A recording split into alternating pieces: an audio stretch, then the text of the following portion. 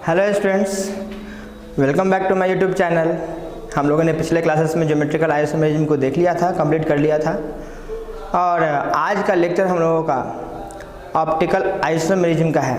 और हम लोग आज देखेंगे कि ऑप्टिकल आइसोमेरिज्म क्या होता है। तो हम लोग बात करते हैं ऑप्टिकल आइसोमेरिज्म का।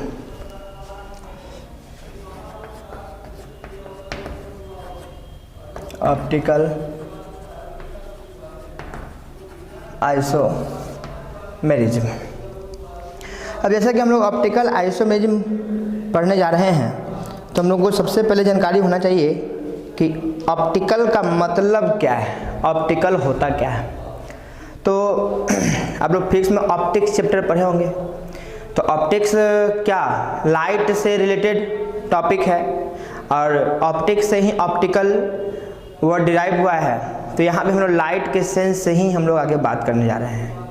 तो कहते हैं क्या कि लाइट किसी भी ऑर्डिनरी लाइट या बीपी लाइट के अलावा डिफरेंट बिहेवियर जो होता है ऑर्गेनिक कंपाउंड का, और उससे जो डिफरेंट कंपाउंड बनता है या आइसोमर जो बनता है, उसको हम लोग क्या कहते हैं, ऑप्टिकल आइसोमर कहते हैं। और उसके फिनोमेनन को हम लोग ऑप्टिकल आइसोमेरिज्म कहते हैं।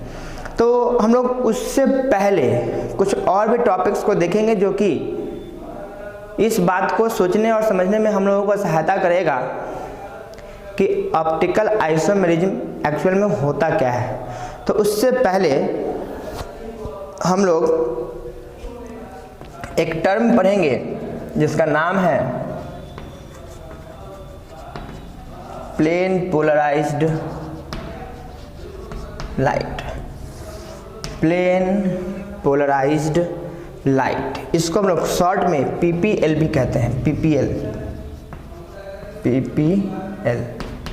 ठीक है, प्लेन पोलराइज्ड लाइट। अब बच्चों पीपीएल हमारा है क्या?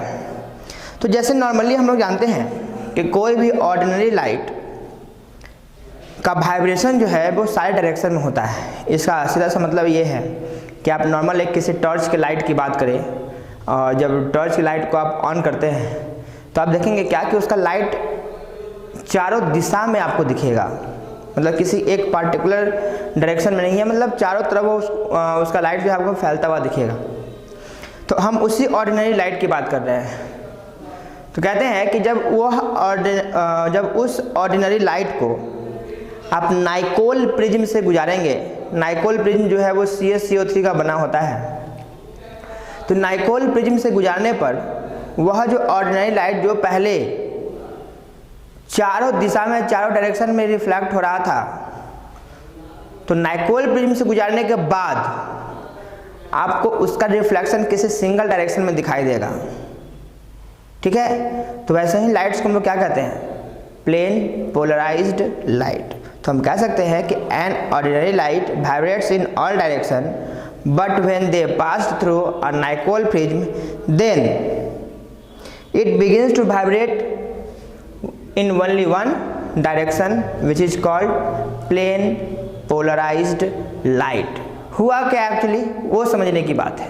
वो जो सारे डायरेक्शन में जो लाइट वाइब्रेट हमारे कर रहे थे, वो सब एक जगह आकर के एक्युमुलेट हो गया और वो एक प्लेन में अब क्या कर रहा है, वाइब्रेट कर रहा है।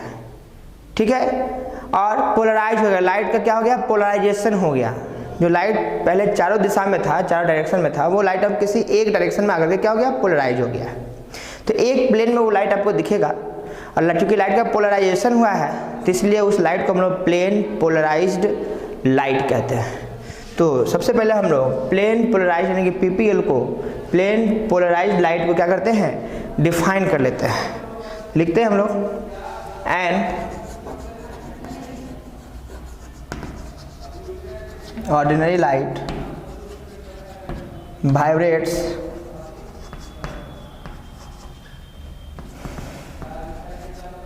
in all direction, but when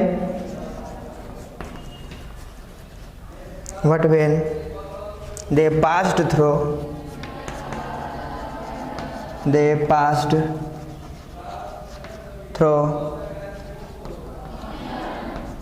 Nicol prism, made up of CaCO3 pass through Nicol prism, then it begins to vibrate, in only one direction,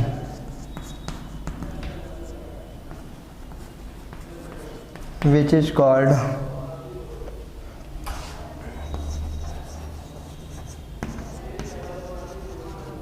plane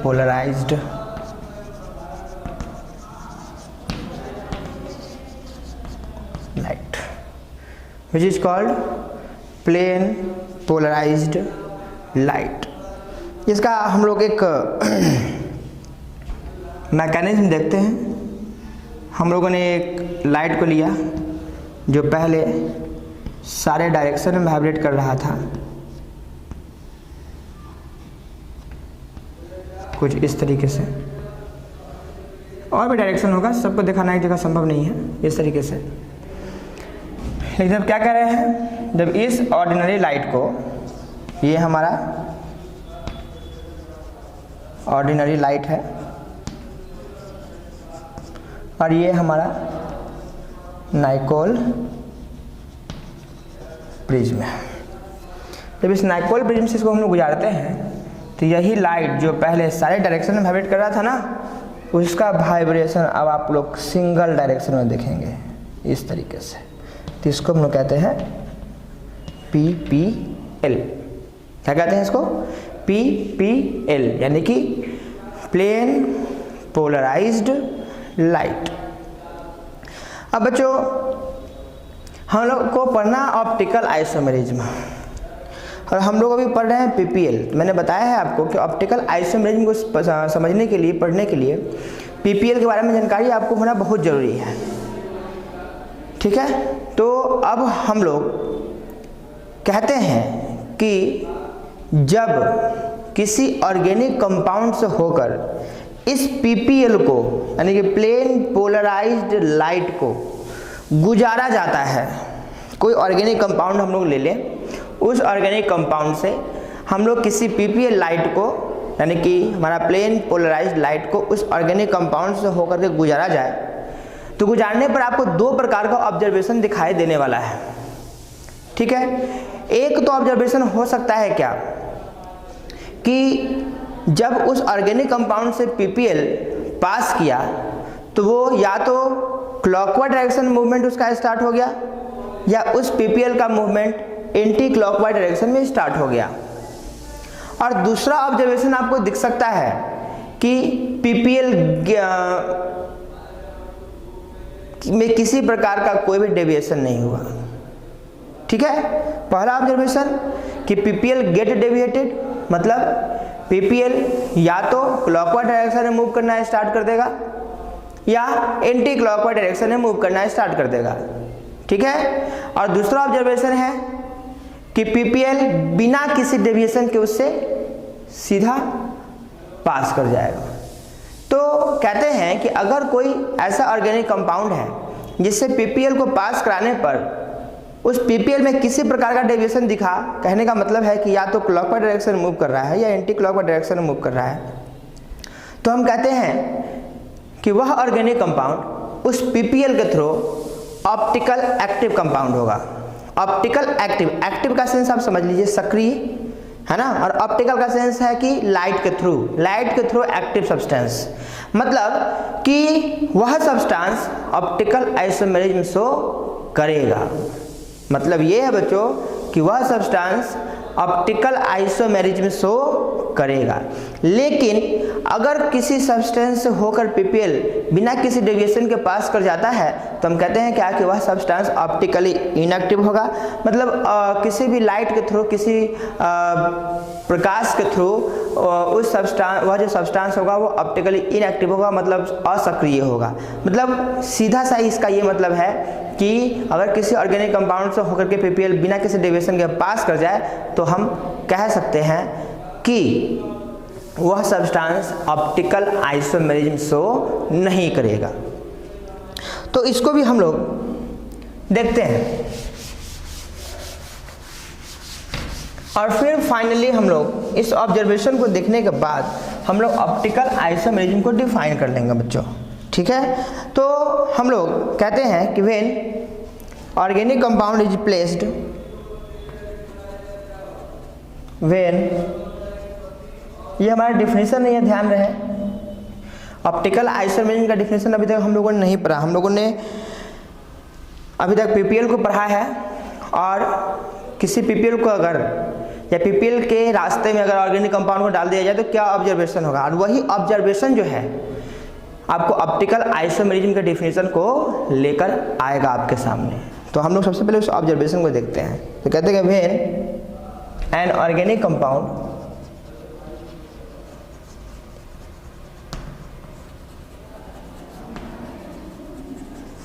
when an organic compound is placed in the path of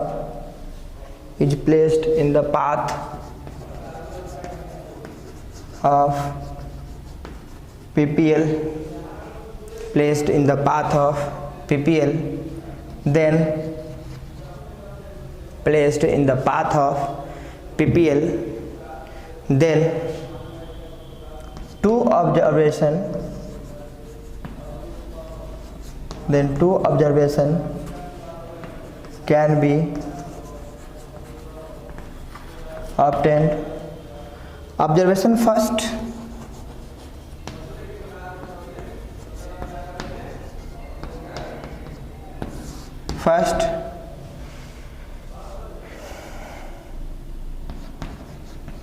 PPL passes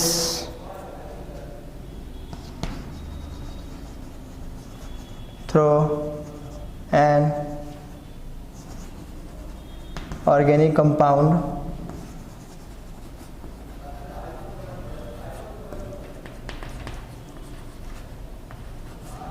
without any deviation, ठीक है। Organic compound से वो बिना किसी deviation का क्या कर जाएगा बच्चों, पास कर जाएगा। तो क्या कहते हैं कि अगर किसी ऑर्गेनिक कंपाउंड से पीपीएल बिना किसी डेविएशन के पास कर जाता है तो हम लोग कहेंगे compound will be optically inactive, ठीक है ना। PPL passes through an organic compound without any deviation. This observation concludes that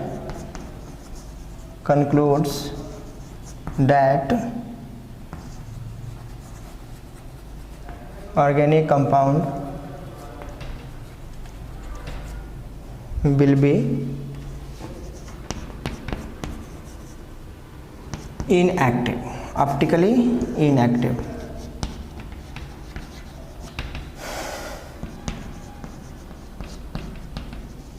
Optically inactive. So they never shows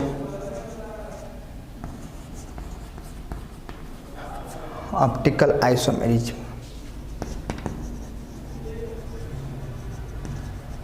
okay, अब हम लोग देखेंगे observation 2।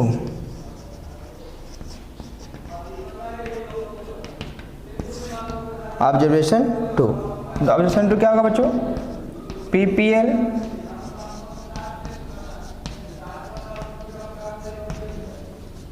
Gate deviated, PPL get deviated. अब PPL अगर deviate करेगा, पीपीएल अगर हम लोग कहते हैं कि डेविएट कर जाएगा अगर, तो पीपीएल का डेविएशन का मतलब क्या, तो हम लोग जानते हैं कि पीपीएल गेट डेविएटेड मीनिंग है कि पीपीएल या तो क्लॉकवाइज डायरेक्शन में मूव करना स्टार्ट कर देगा या तो एंटी क्लॉकवाइज डायरेक्शन में मूव करना स्टार्ट कर देगा। तो हम लोग कह सकते हैं कि पीपीएल गेट डेविएटेड, इसमें दो प्रकार की बातें होगी कि पीपीएल बिगिंस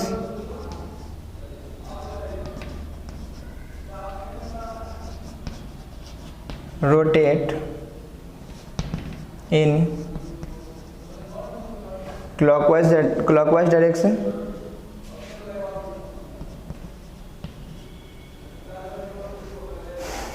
और बी क्या हो जाएगा बच्चों, PPL begins rotate in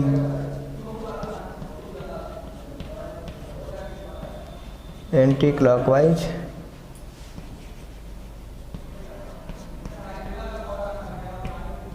direction. ठीक है, हम लोग कितने तरीके की बातें कर सकते हैं। अब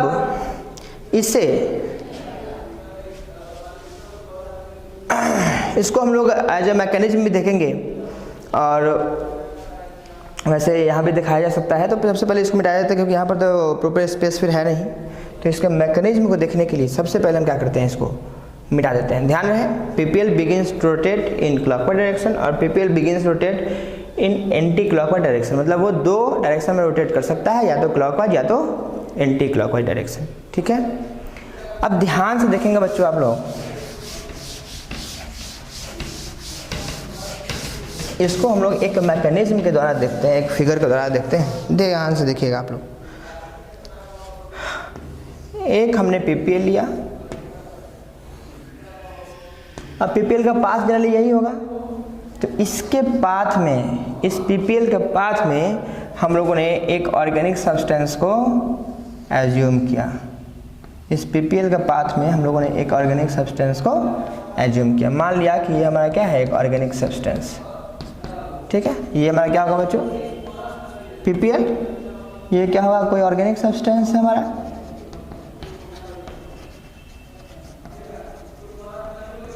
ठीक है, तो मैंने आपको बताया कि इस केस में दो ऑब्जर्वेशन, एक PPL pass through an organic substance without any deviation, मतलब जिस डायरेक्शन में पहले था उसी डायरेक्शन में आपको बाद में रोटेशन दिखेगा। तो हम कहेंगे कि यहाँ जो ये ऑर्गेनिक, अगर ऐसा ऑब्जर्वेशन प्राप्त होता है तो हम कहेंगे कंपाउंड जो होगा बच्चों वो क्या होगा, ऑप्टिकली इनएक्टिव, मतलब they never show optical isomerism. अब हम लोग बात करते हैं कि अगर PPL डेविएट कर जाता है तो PPL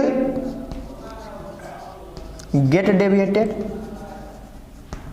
PPL गेट डेविएटेड। तो यहाँ पर दो प्रकार की बात कि एक तो PPL जो है हमारा वो रोटेट करना स्टार्ट कर दिया क्लॉकवाइज डायरेक्शन में, इस तरीके से।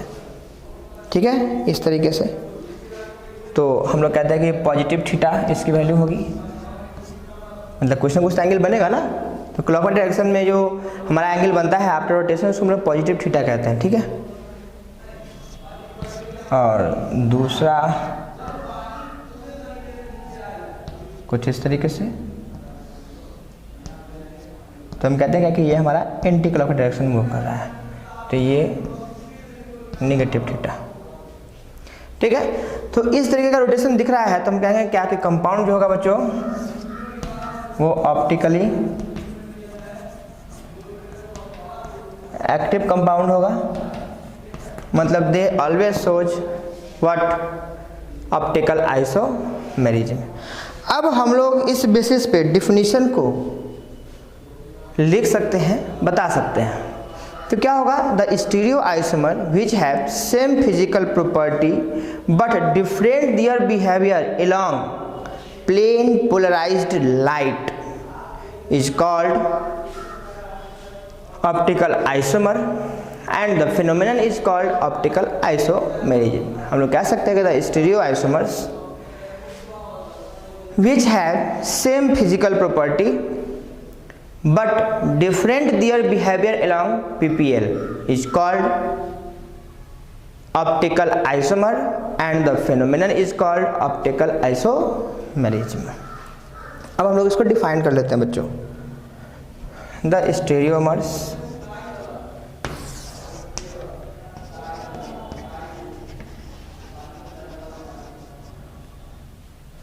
the stereomers which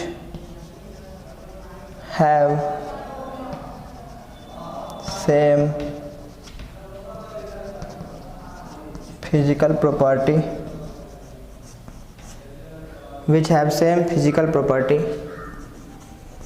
but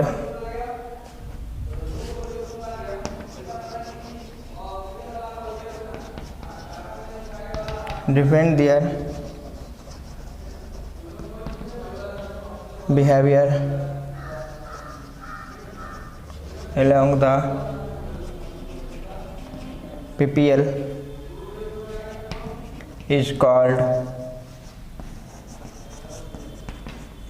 optical isomer.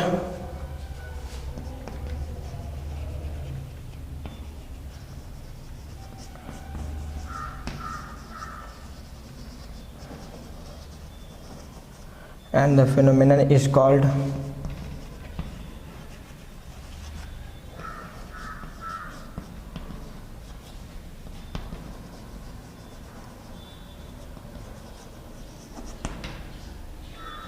Optical isomerism. तो इस तरीके से हम लोगों ने ऑप्टिकल आइसोमर को अब डिफाइन कर लिया है। अब बच्चों थोड़ा सा और एक बात और ध्यान रखने की बात है कि कहते हैं कि अगर पीपीएल का डेविएशन किसी ऑर्गेनिक सब्सटेंस से पास करने पर होता है तो हम कहते हैं क्या कि पीपीएल का डेविएशन जो होगा वो बताया मैंने कि क्लॉकवाइज डायरेक्शन या तो एंटी क्लॉकवाइज डायरेक्शन। तो क्लॉकवाइज डायरेक्शन में जो डेविएशन होता है ना उसको हम बोलते हैं डेक्स्ट्रो रोटेटरी। उस रोटेशन को क्या कहते हैं? Dextro rotatory. और सेम कंपाउंड का हम लोग कह सकते हैं कि एंटी क्लॉकवाइज डायरेक्शन में भी मूवमेंट हो सकता है। तो वो जो फॉर्म होगा हमारा ड्यू टू रोटेशन उसको बोलेंगे हम लोग लेवो रोटेटरी। तो हम लोग कह सकते हैं कि if PPL get deviated in clockwise direction then dextro-rotatory rotation is formed, and when PPL start rotate into anti-clockwise direction then the organic compound rotation will be levorotatory। ध्यान रहे हम लिख सकते हैं कि if PPL rotated in clockwise direction then the organic compound is called dextro-rotatory। हम लोग ऐसा भी कह सकते हैं कि अगर कोई भी कंपाउंड से होकर के PPL पास किया और PPL क्लॉकवाइज डायरेक्शन मूव कर गया तो उस कंपाउंड को हम लोग डेक्स्ट्रो-रोटेटरी कंपाउंड भी कह सकते हैं, ठीक है। और अगर वो एंटी क्लॉकवाइज डायरेक्शन मूव किया तो उस कंपाउंड को हम लोग क्या कहेंगे? लेवो-रोटेटरी। तो होपफुली यहाँ आपको दिखेगा। कहते हैं क्या? If PPL rotated in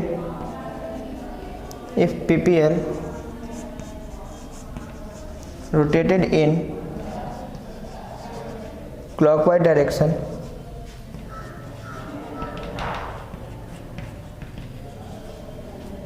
then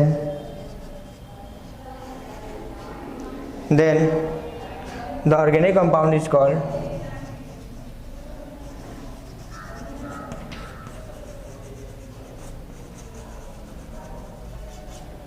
organic compound is called dextro-rotatory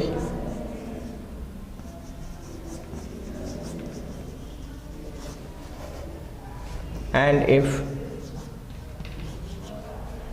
PPL rotated in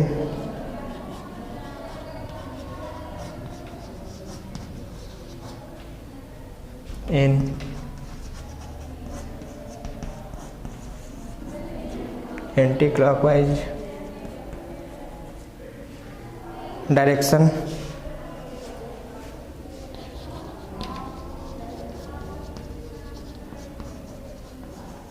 then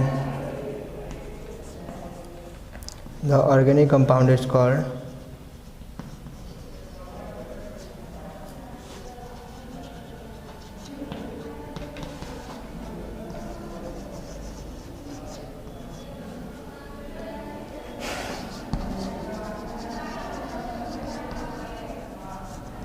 laboratory.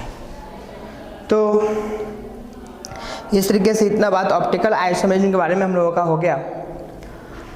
तो आज का लेक्चर बच्चों यहीं समाप्त होता है और हम लोग अपने लेक्चर में, अगले लेक्चर में हम लोग ऑप्टिकल आइसोमेरिज्म के टॉपिक को ही आगे बढ़ाएंगे और ऑप्टिकल आइसोमेरिज्म के कैलकुलेशन के बारे में बताएंगे कि ऑप्टिकल आइसोमर किसी भी गिवन कंपाउंड का कब पॉसिबल है, कैसे कैलकुलेट करेंगे, क्या कंडीशन है, इन सारी बातों के बारे में हम लोग अगले क्लास में चर्चा करेंगे।